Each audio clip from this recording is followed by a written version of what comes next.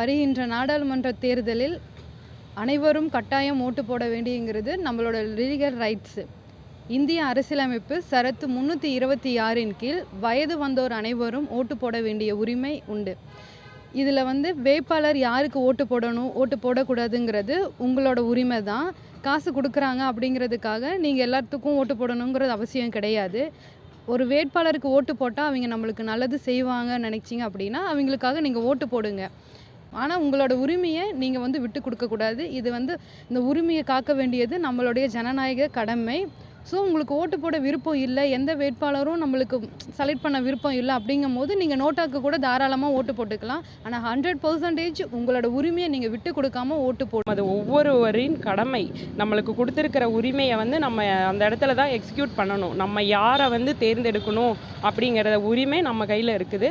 அதனால் மக்களாகிய நம்ம தெளிவான முறையில் சிந்திச்சு அவங்கள நம்ம செலக்ட் பண்ண வேண்டியது நம்மளோட கடமை. அதனால் அந்த கடமையிலேருந்து யார் எங்கே இருந்தாலும் மறக்காமல் வெளியில் இருக்கிறவங்களும் தபால் ஓட்டு போட்டுருங்க.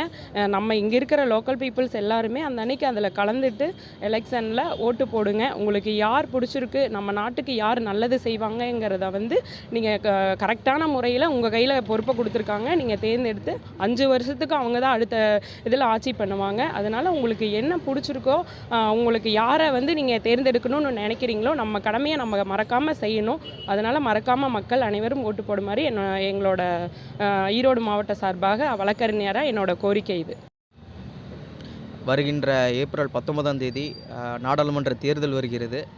வாக்களிக்க வேண்டியது என்பது அனைவரின் ஜனநாயக கடமை.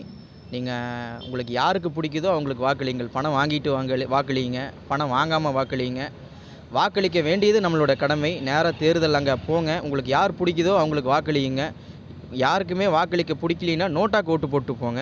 ஓட்டு போடாமல் யாருமே இருக்காதீங்க. 5 வருடங்கள் நம்மளை யார் ஆள வேண்டும் என்று தீர்மானிக்கக்கூடிய ஒரே ஒரு நாள் அதுதான். அதனால் மறக்காமல் ஓட்டு போட்டுருங்க.